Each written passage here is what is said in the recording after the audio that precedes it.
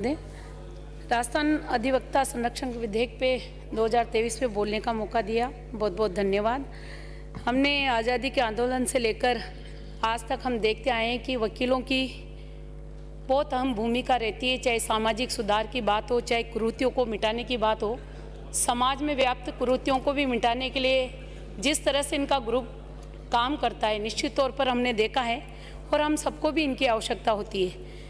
मैं मंत्री जी को इस बात के लिए तो धन्यवाद दूंगी कि धारा 3 में आपने न्यायालय परिषद शब्द को जो विलोपित किया, जो वकीलों ने मांग करी थी इस विधेयक को लाने के बाद इसे विलोपित आपने किया, इसके लिए बहुत बहुत धन्यवाद।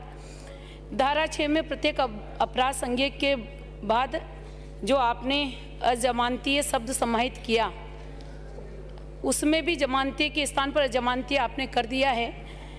और धारा 9 भी लेकर आए थे, अजमानतीय शब्द समाहित किया जाए। धारा 9 में विलोपित, इसको पूरी धारा को ही विलोपित किया जाए, क्योंकि आपको भी पता है कि पहले से ही हमारा इस विषय पर जो हमारा एडवोकेट एक्ट है, बार काउंसलिंग विधि बनी हुई है, अधिवक्ताओं के जो अभियोजन के संबंध में भी इसमें पूरा डिटेल ऑलरेडी पहले से नियम बना हुआ है।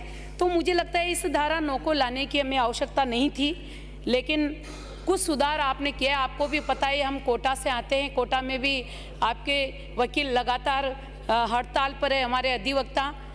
तो कुल मिलाकर हम इनकी पैरवी अच्छे से नहीं कर पाते हैं तो निश्चित तौर पर अधिवक्ताओं के साथ अन्याय होगा।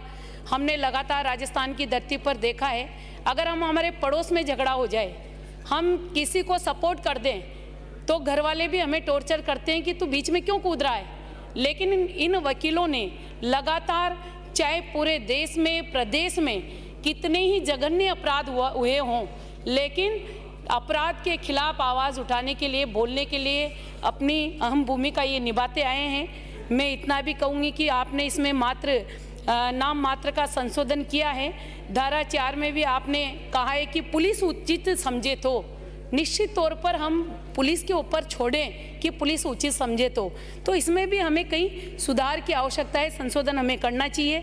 साथ ही साथ आपने जो डिस्चार्ज ऑफ ड्यूटी के लिए केवल कोर्ट में ही होती है और केवल कोर्ट टाइम में ही कोर्ट से घर जाते समय या छुट्टी के दिन भी एडवोकेट किसी ड्यूटी में नहीं होता, इसलिए ये लागू होगा ही नहीं। इसमें भी आपने कुछ सुधार तो पहले से किया है, लेकिन मैं कहूँगी कि 365 दिन में से लगभग 175 दिन न्यायालय खुलता है।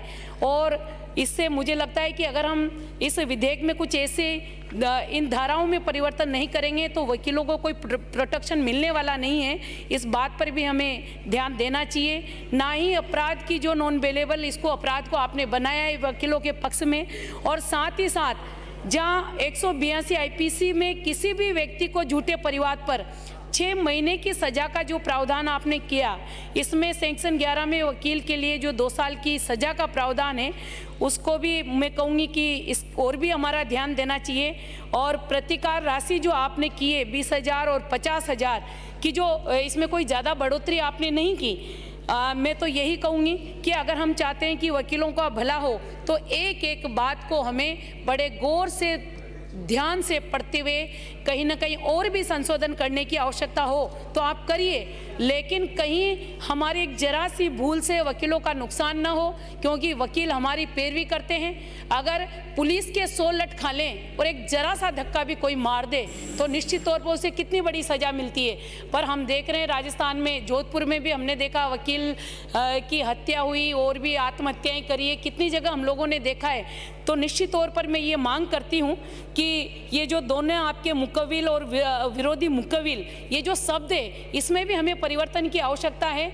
और हम इस विधेयक को जल्दबाजी में न लाकर 6 माह के लिए जनमत जानने के लिए प्रचालित किया जाए, ये मैं मांग करती हूँ। धन्यवाद। श्रीमती दीप्ति किरण माहेश्वरी।